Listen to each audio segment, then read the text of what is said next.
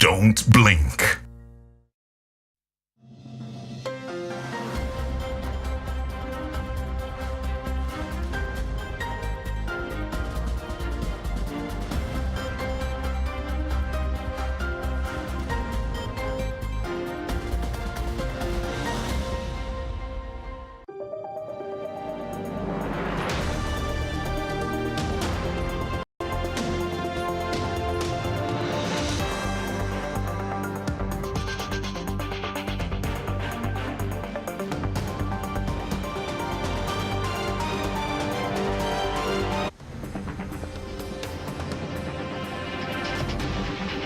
In the headlines tonight, people need justice.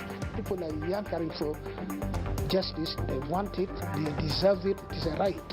Chief Justice Alphonse Owini-Dollo says Uganda's underdevelopment should be squarely blamed on public officials who steal money meant for various projects. So parents, please use this time to engage in health conversations with the children.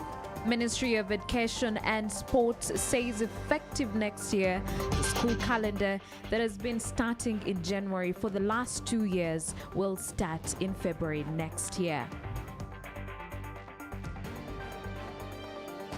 Also tonight, police has identified the 3 people who died in 2 collapsing houses in Chitintale, Nakawa Division, Kampala. And in sports, KCCA defeats Weyonja Netball Club in the ongoing Uganda Netball Super League.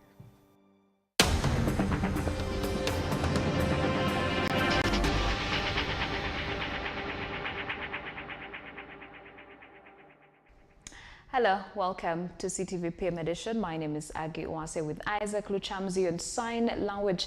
Let's take a look at some of the stories that are making headlines this evening. Kickstarting off tonight, Chief Justice Alphonse Owini-Dollo says Uganda's underdevelopment should be squarely blamed on public officials who steal most of the money that is budgeted to develop the country. Dollo is meeting the 17 newly appointed High Court judges. Let's take a look. The Chief Justice, Owini-Dollo, speaking during a 2-week retreat for High Court judges at Imperial Resort Hotel in Entebbe, said he has always questioned the various corruption index reports that have always indicated that police officers are the most corrupt civil servants, given the billions of money that are stolen by top government officials on a regular basis.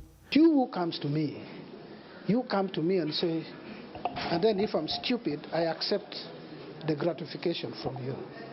I should not accept. But then you ask the question, why do you come to me? Many times you come to me because you've been frustrated. There is this land dispute, it has taken 7 years in court. And you believe maybe if I talk to the magistrate or to the judge, he will do something for me. So there are those contributory factors. As court, our inability breeds corruption in your mind. And then you come back now. So there are a lot of things that need to be sorted out. The Chief Justice says he is ready to sack any judicial officer who will be implicated in corruption. Corruption is a no-go area. I mean, a judicial officer, it is established that you've been corrupt, you're out. By the way, the door for corrupt people to leave the judiciary is so wide. The door for entry into the judiciary is now so narrow. On case backlog, Justice Dollo says the problem is not only in Uganda because all countries across the world are grappling with it. He says the recruitment of more judicial officers, including magistrates and judges, can reduce the problem. And that's why we presented our case, and the judiciary budget was doubled beginning last financial year. So when the judicial budget was doubled, what did we do? The magistrates, where we had less than 100, we are now 300 magistrates. Still have to give an explanation, you understand? Because that's what people need. People need justice. People are yankering for justice. They want it, they deserve it. It is a right, it's not a favor. Jameson Karimani, the judiciary spokesperson, says out of the 150 High Court judges that are needed, they have only 82. kati mu kooti ensukulu mwebadde n'abalamuzi 8 kati bafuuse abalamuzi 11 wadde tukyayetaagayo abalala kubanga abalamuzi be twetaaga mu kooti ensukulu mubali 2. Out of the 17 High Court judges, only one will be deployed to the Industrial Court. Heston Munanura, CTV, PM Edition. Government has today sounded out a warning to parents who often neglect their responsibilities during the holidays. According to the Minister of Education and Sports, who's also the First Lady of Uganda, Janet Kata Museveni, one of the biggest challenges the country is currently facing is the issue of teenage and child pregnancy, which need to be eliminated. She also said that the education calendar for next month will return with the pre-pandemic calendar. Let's take a look. The outbreak of the Ebola virus in Uganda saw government come out to make the ultimatum decision of closing schools early to eliminate the spread of the deadly virus among school-going children. This is not us, even slow. Following the decision to end the school term early, the First Lady, who doubles as the Minister for Education and Sports, Janet Museveni, today urged parents to follow the standard operating procedures as set by the Minister of Health to help safeguard their children during the holidays. The first potent enemy that we currently have in our midst is the Ebola virus, as you all very well know. And we have had, unfortunately, some of our own children die of Ebola. And as you have heard the President say many times now, the disease is easy to avoid if we can correctly and consistently change risky behavior that transmits this virus. Therefore, I want to urge all listening to me today to please observe the SOPs that the Ministry of Health communicates about preventing the spread of Ebola. While addressing journalists today at the State House in Nakasero, the minister also advised parents to communicate with their children to put an end to teenage pregnancy, which has been on the rise. As you will hear from the presentation about the timetable, the third term holiday is 2 months long. So parents, please use this time to engage in health conversations with the children, both girls and boys, and even grandchildren, to avoid risky behavior. Just like Ebola, teenage pregnancies can be prevented by behavior change. The Executive Director of Uganda National Examination Board today revealed that the primary leaving and ordinary level examinations had been concluded successfully, and that those who missed out on some papers for understandable reasons will be compensated. The sentiments that have been expressed in the media is that UNEB should administer another examination paper for these 23 candidates. Management of UNEB has met the delegation from the district comprising the area member of parliament, the local council 5 chair, the secretary for education, as well as the district education officer and the district inspector of schools. They presented their request for these children to be given another examination. According to the Director of Basic Education and Secondary, Dr. Ismail Mulindwa says the next academic year will be the same as it was before the pandemic. There are key issues to note. One, the start of term 1 for S1, S5, and year 1 for technical farm schools and community polytechnics will be communicated in due course as and when the selections are done.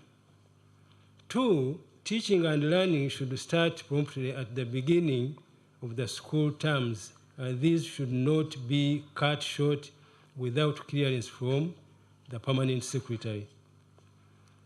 3, all head teachers of boarding schools, especially those in Kampala City, Mukono, Wakiso districts, should ensure that they stagger the starting dates for different classes over the week preceding the official opening and closing days of the terms. This is to avoid congestion of our learners and the traffic jams in these urban areas. According to the schedule, the first term will start on February 6th, 2023 until May 5th. The second term should commence from 29th May to 25th August and the final term from 18th September to 1st December 2023. Safi Mokili Baluku and Lubega Ibrahim Kasinga, CTV, PM Edition.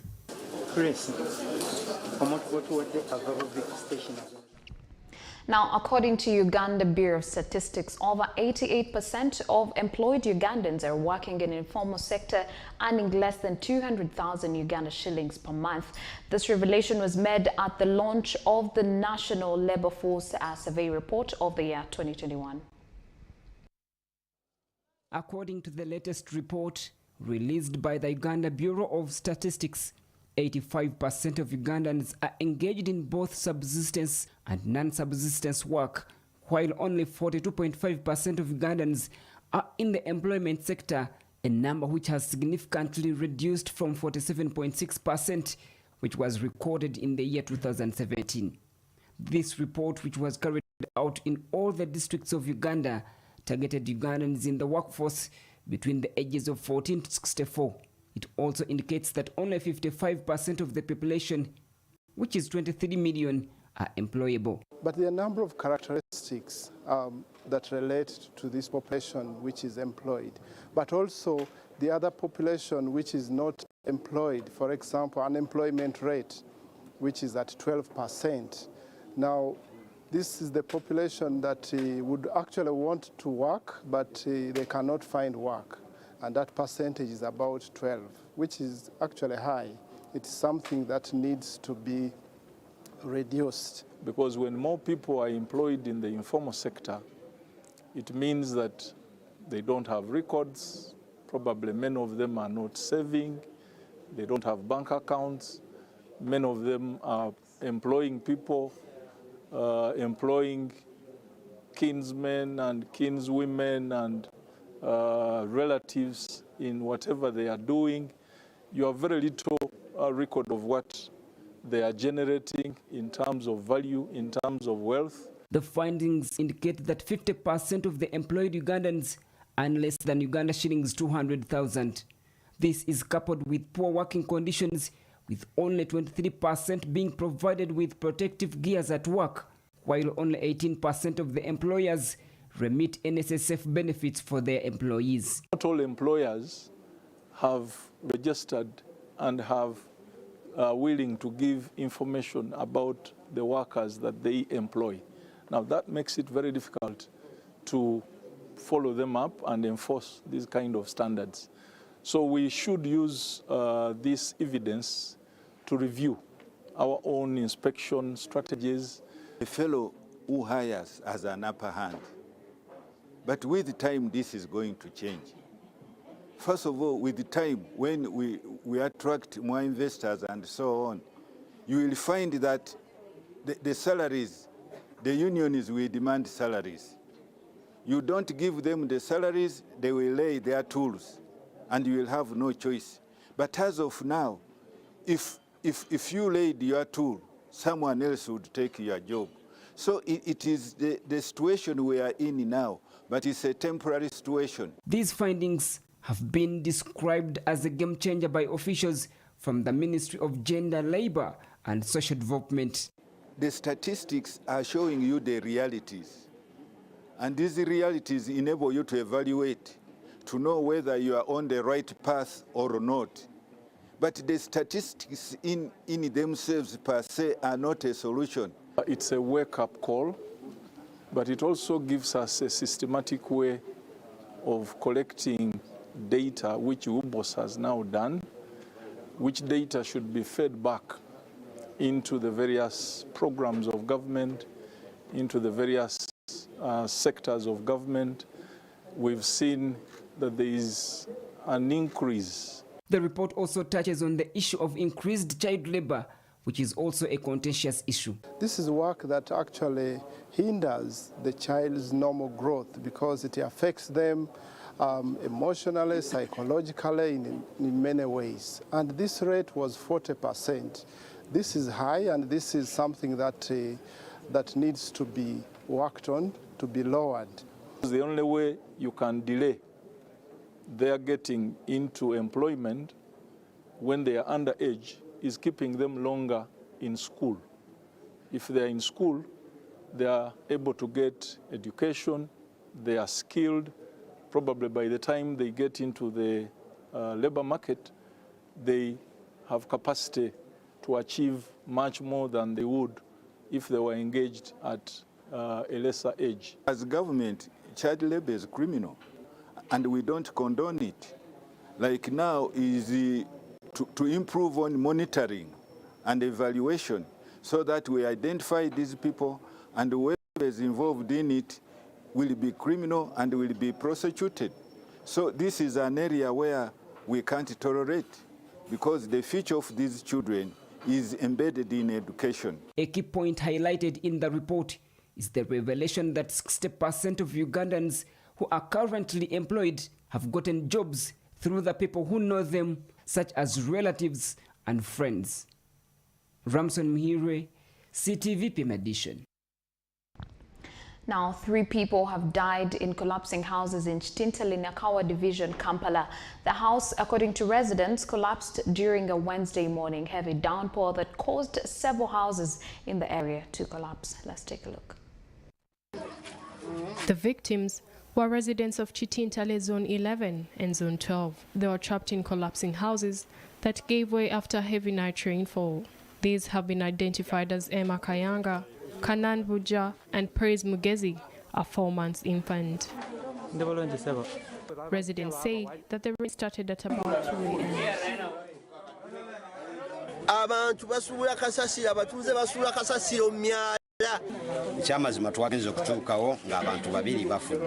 Other residents lost property in floods that hit the slum.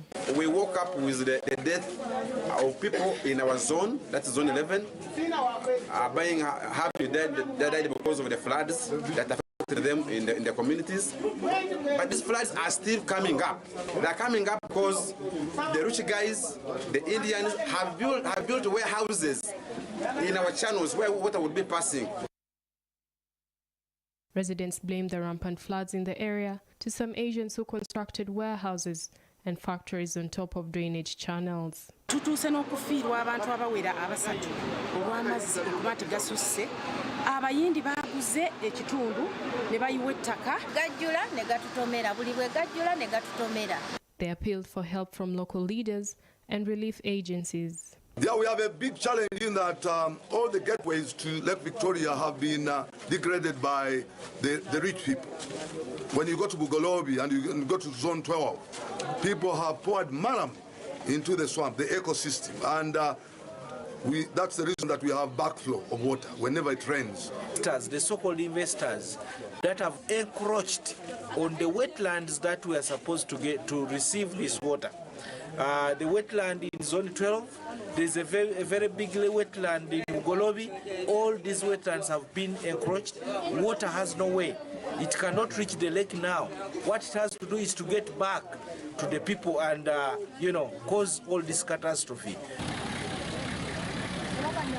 The bodies were taken to Kampala mortuary for a post-mortem. Story compiled by Christian Makula, CTV PM Edition.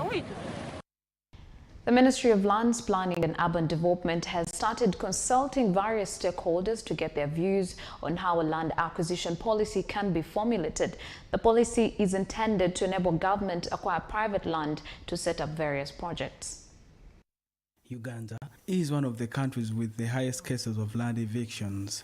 The problem is rampant in central Uganda and some parts of northern Uganda. Even when government wants to set up projects like roads, it has to spend a lot of money to compensate the owners.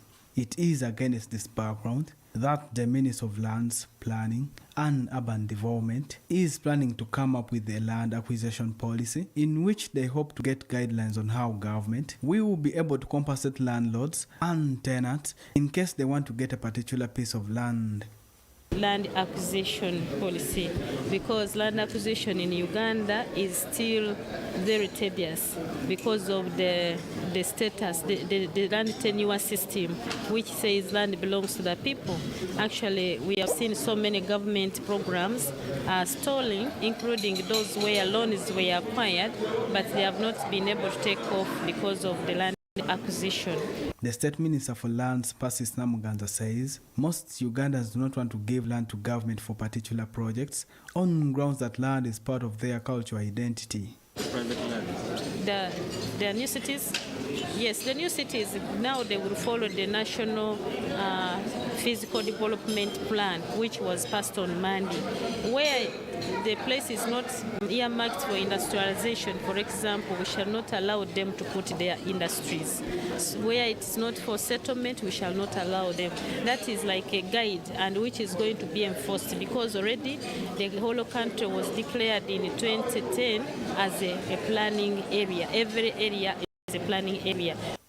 Shadow Minister for Natural Resources, who is also the woman MP for Chiboga District, Christine Nachimwero, says government should follow the recommendations of Justice Bamugameire Land Report to solve some of the burning land matters. You know, talk to your landlords. Things will mature. Things will normalize. We need to strengthen this relationship, and we pray that in the next land policy, the relationship has targets that can be measured. This business of voluntary sitting, negotiations that don't have targets, I think they are the ones that lead to exploitation of the bibanja holders. She proposes that government should cancel all land titles in wetlands. And we are going to advocate that these land titles are cancelled immediately. And so it will be upon the independent staff who offer these land titles to sort out themselves. So we want to encourage people, don't be tempted, don't be lied to that it is possible to own a land title in a wetland, in a forest reserve. Government may be asleep at the moment, but there will be time when the different staff, the different members of parliament, we shall wake up to cancel these titles. Members who attended the National Land Forum have divergent views. To be able to bring up where there might be need to make some adjustment, but in its form, it was quite just in its so many ways, because it recognizes the pastoralist land rights, it recognizes different land ownership system in Uganda, and especially the customary ownership system. And we have been able to see that in some of the communities, like in Karamoja, they have been able to have communal land association. Politics out of this if you are going to develop. You cannot develop when you have a policy. This policy we consulted for about 5 years, and the Ugandans agreed on the way forward. That is in 2013. Tony Patila Humza and Chris Semalemu Semakula for CTV PM Edition. Let's take a short break and we'll be right back with more news. Do stay with us.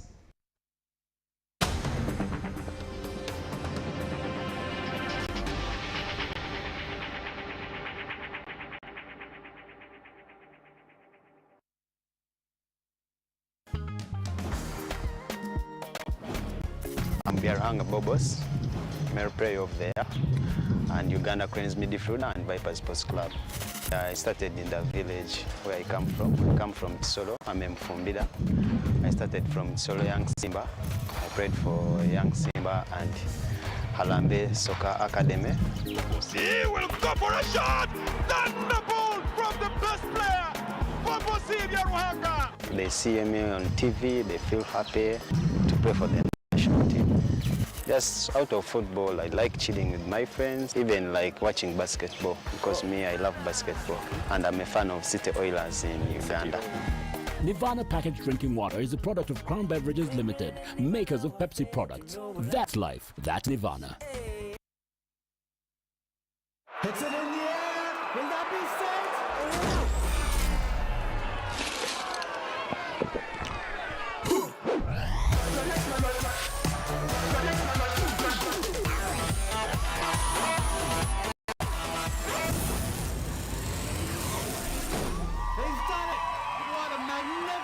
performance. Recharge your day with Sting.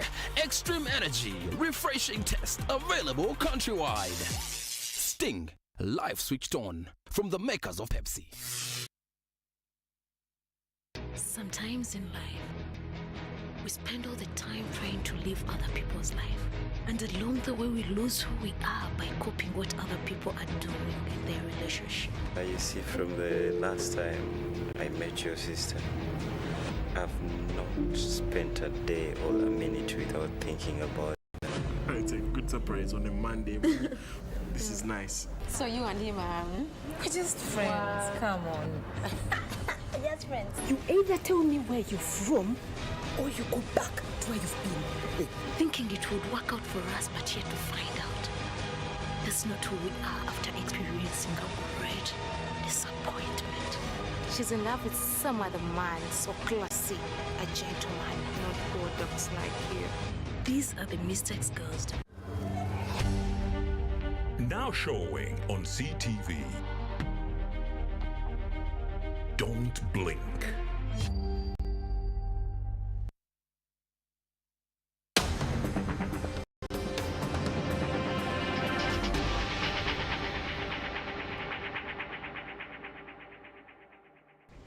Thank you for staying with us and welcome back. You're still watching CTV PM Edition with me, Agi Owase, and Isaac Luchamzi in Sign Language.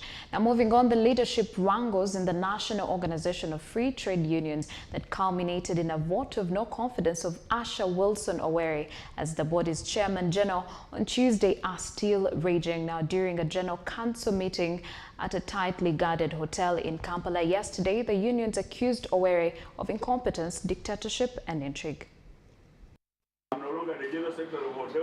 The unions warned Owere, who has occupied the office for the last 14 years, not to step near his office until the delegates meeting slated for next year sits, to either exonerate him or drop him officially. Owere's vice president, Stephen Mogole, was voted as the acting chairman general.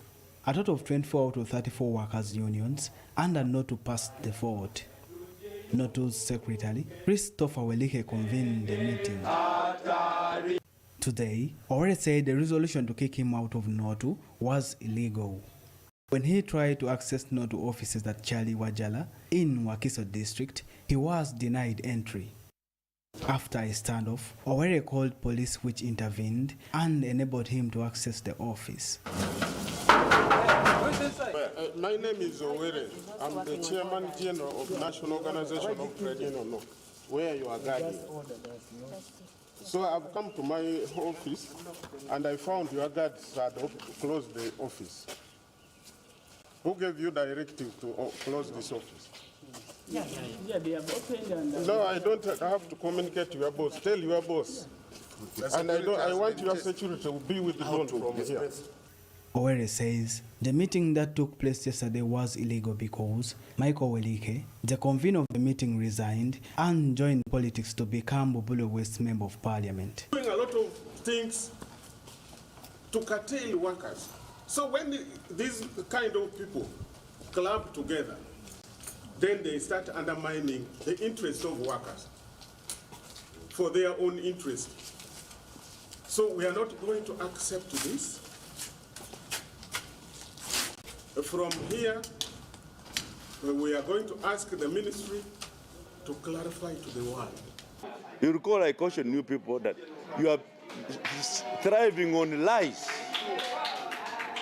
Hooligans who have lost direction, running in the media here and there, talking about the Secretary General who is now in NRM. Where do you go? Why don't you want government? If Owere does not want NRM, let him leave. For us, we are here with President Museveni, in as long as he's our president. But for him to castigate me, that I should leave office because I am an NRM candor, that means he has been hiding President Museveni. Owere and his team insist that Welike is trying to escape from accounting for 200 million that was reportedly given to NOTU by government. They should not confuse trying to hide in NRM when we are asking. You know what is killing Welike is we are asking for forensic audit. Members, you should know, forensic audit. So he's running just to hide in the NRM. Hey, you are fighting NRM. I don't want to go in that. The monies I get from Parliament is for parish model, myoga, facilitation. It's not a salary per se, the way people perceive. And if these workers have entrusted me, where have you been for 2 years for now to say I'm earning 2 salaries? I only earn 1 salary. Parliamentary money is for that constituency. This is another constituency. Owere and his team say few individuals in Notu want to protect workers' rights. Honorable Mugole, who is a member of Kabweri County, member of Parliament, whom they claim is now my vice, who is my vice, who actually is the what? The biological brother, where one mother, one father. Against him, you cannot condemn. So you cannot just the way they actually they have embarrassed me. Because I was thinking that I was dealing with the people who are compatible to lead a national center. This is not a shock. This is not a branch committee. CTV has learned that the Ministry of Gender and Social Development has scheduled a meeting on the 22nd of November for the two parties to iron out their differences. The Ministry of Foreign Affairs has received 2 vehicles and a handful of computers from the Embassy of South Korea. Now, the equipment was handed to the Minister of Foreign Affairs, General Jeje Odong, in Kampala. Uganda and South Korea, according to General Odong, have cordial relations, especially in trade and investment. This one? And then You take that one. you take this one? I'll take this. Okay. Who will take the other? That one is who? Technical officer. Today we've come again to appear before you to unveil a program which is one of the most critical programs under our ministry, trade and industry, but of course now at the East African level. We are going to host the 22nd East African Micro, Small and Media Enterprises Trade Fair, which is going to be hosted in Uganda, the first of its kind to be in Uganda, because the rest of the celebrations have been, of the trade fairs have been hosted elsewhere and not in our country. And this trade fair is going to start from 8th of December to 18th. It is a whole week, a whole 10 days program, which is going to take place at Kololo in Independent Ground. And we are expecting His Excellency the President of the Republic of Uganda to officiate and open as a chief guest on that day. So, we are going to set us. Now, many youths in Uganda have been urged to engage in continental art competitions as a way of nurturing talent and fighting unemployment, which is still biting hard. This move also aims at turning youths into job creators rather than seekers.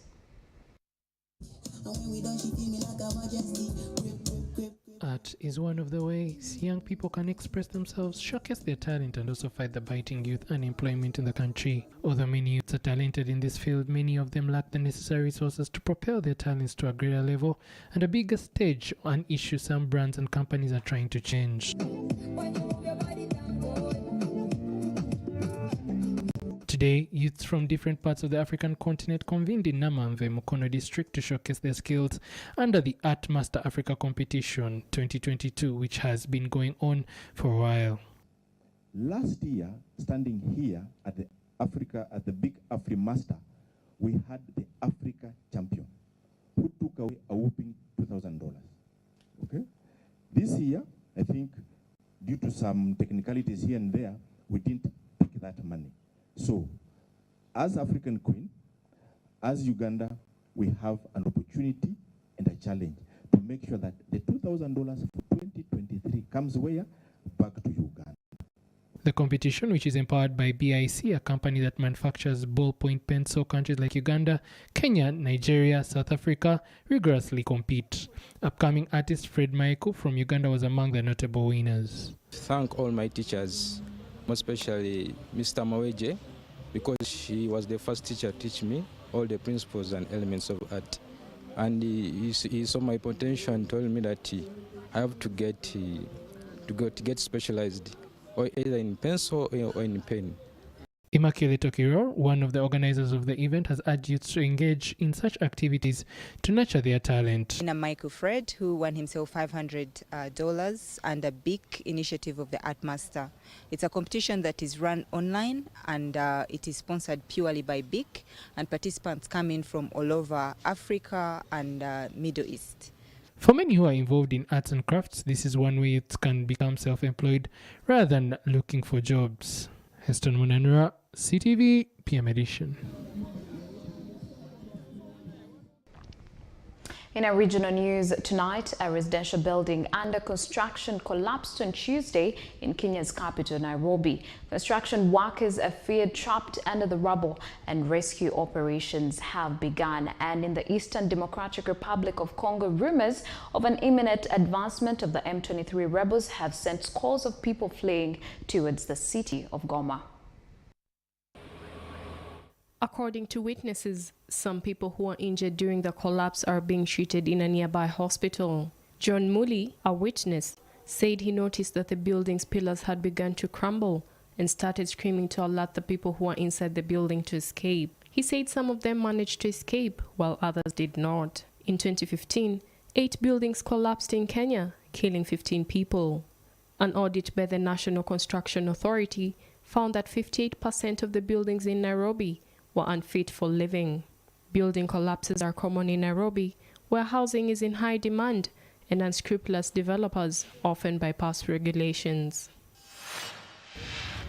In eastern DRC Congo, rumors of an imminent advancement of the M23 rebels have sent scores of people fleeing towards the city of Goma on Tuesday. Alexis Bahunga, who fled from Chibumba town, says they were told that the M23 were a few meters away, and they are worried after the killing of one person in the area. The arrival of the displaced in Goma coincided with a visit to the region of peace mediator, former Kenyan President Uhuru Kenyatta, who appealed for dialogue. He said it's unfortunate to see people being displaced in their own country by a war that can be stopped.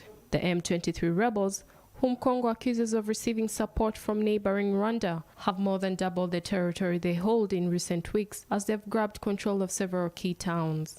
General Constant Ndima, military governor of North Kivu, told people to remain calm and return to their businesses because the Congolese armed forces are performing well in the field of operations and are containing the enemy in the heights of Chibumba. The M23 rebels signed a peace agreement with the government but re-emerged late last year, saying the terms had not been met.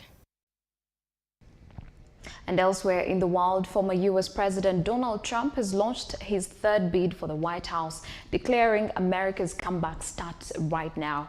NATO's chief Jens Stoltenberg says the missile that hit Poland late on Tuesday was likely caused by the activity of Ukraine's air defense systems. We have more.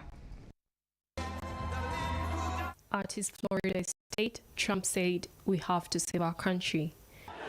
In order to make America great and glorious again, I am tonight announcing my candidacy for President of the United States. Trump's announcement comes as fellow Republicans blame him for the party's lackluster performance in last week's midterm elections. President Joe Biden, who defeated Trump 2 years ago, has said he may run for re-election in 2024. Speaking to an invited crowd from the ballroom of his Mar-a-Lago private club in Palm Beach on Tuesday night, Trump said America is a nation in decline. He said for millions of Americans, the past 2 years under Joe Biden have been a time of pain, hardship, anxiety, and despair. He continued, "In order to make America great and glorious again, I am tonight announcing my candidacy for President of the United States." Shortly before the speech, he filed paperwork with the Federal Election Commission, formally declaring his presidential candidacy and setting up a fundraising account. Meanwhile, outside Mar-a-Lago, supporters gathered to wave Trump 2024 flags. Trump's speech lasted for more than an hour and touched on many of the same themes he has been repeating on stage for months. This included border security, energy independence and crime, as well as attacks on Biden's record in office. NATO Chief Jens Stoltenberg said the missile that hit Portland late on Tuesday was likely caused by the activity of Ukraine's air defense systems. The NATO chief echoed the words of Poland's President Duda, who also said there was no sign that the missile hit was part of an intentional attack. 2 people were killed after a missile landed in eastern Poland, near the Ukrainian border following a wave of Russian strikes across Ukraine. Earlier, Prime Minister Rishi Sunak said the UK and its allies were trying to establish the facts about the blast. US President Joe Biden has also said it was unlikely that the missile was fired from Russia. The American reaction earned rare praise from Russia, with a Kremlin spokesman describing it as restrained and professional. The blast was most likely caused by Ukrainian air defense, the Polish President Andrzej Duda has said.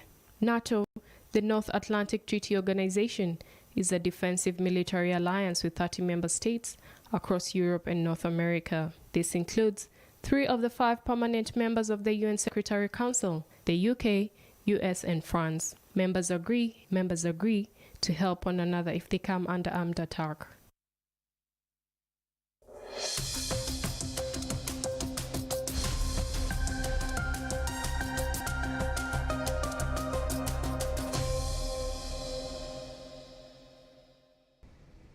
We take a very short break and we'll be right back with news from the world of sports. Do stay with us.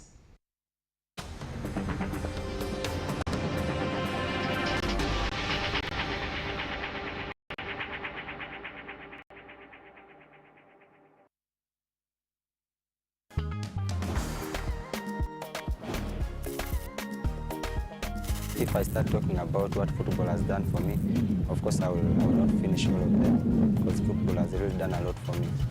Of course, playing for the national team makes me happy to represent my people, because whenever I'm here in the national team, back home there, people are watching me.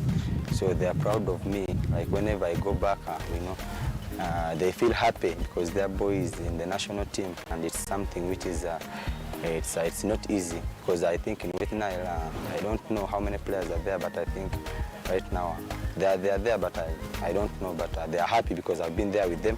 They know that I'm their own, and to be their own in the national team, of course, it makes them happy. And sometimes if I don't play football, I play volleyball. I love playing volleyball. In the morning, football; in the evening, volleyball. Nirvana packaged drinking water is a product of Crown Beverages Limited, makers of Pepsi products. That's life. That's Nirvana.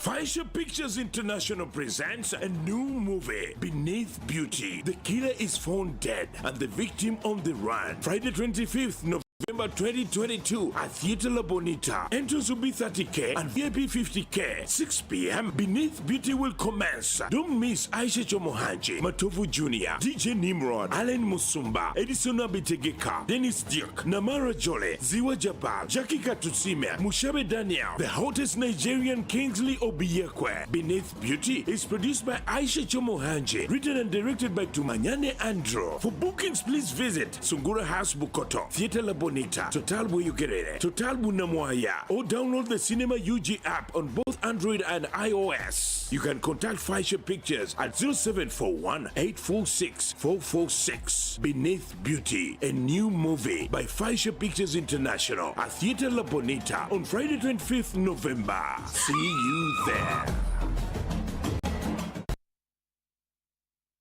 Hits it in the air. Will that be set?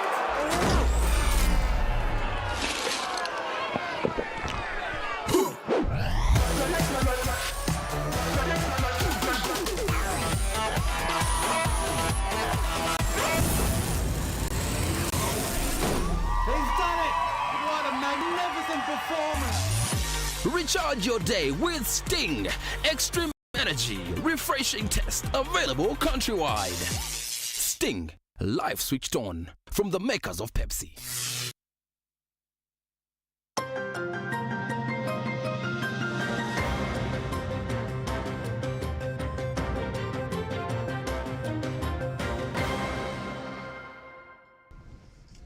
Thanks for staying with us and welcome back. You're still watching CTV PM Edition with me, Agi Uwase, and Isaac Luchamzi on sign language. Now moving on to the world of sports, KCCA made it back-to-back victories today after defeating Weyonje 41-37 in Uganda Netball Super League. The win helps the Kasasiro girls leapfrog Weyonje into third place in one of the four encounters at the Kamocha Community Center. Following a massive victory over NIC, KCCA made it to 2 consecutive wins after beating Weyonje today in Kamocha. KCCA defeated Weyonje 41-37 in a hotly contested encounter. Both teams went all out from the first whistle as the score was level after the first quarter on 11-11. The second quarter did not disappoint either as both teams went tooth and neck, exciting the fans as the game was 22-22 heading to the third quarter. KCCA started the strongest in the third quarter and maintained their pace to lead 32-29 heading into the final quarter. Weyonje were dealt a huge blow in the fourth quarter as their goal shooter was replaced due to injury. This gave KCCA an advantage to win the game 41-37. KCCA are now joint second with UCU on 10 points after 5 matches. Weyonje remain in third after 8 games with 10 points. NIC, on the other hand, returned to winning ways as they defeated UPDA 53-31 after a first defeat last weekend to KCCA. NIC sit top of the league table with 14 points after 8 games. Heston Munanura, CTV, PM Edition.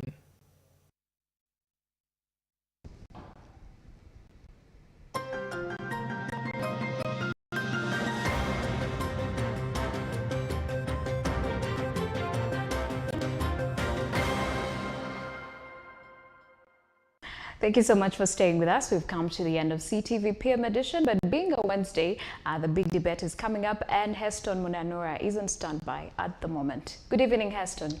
Good evening, Agi. Well done with the PM Edition.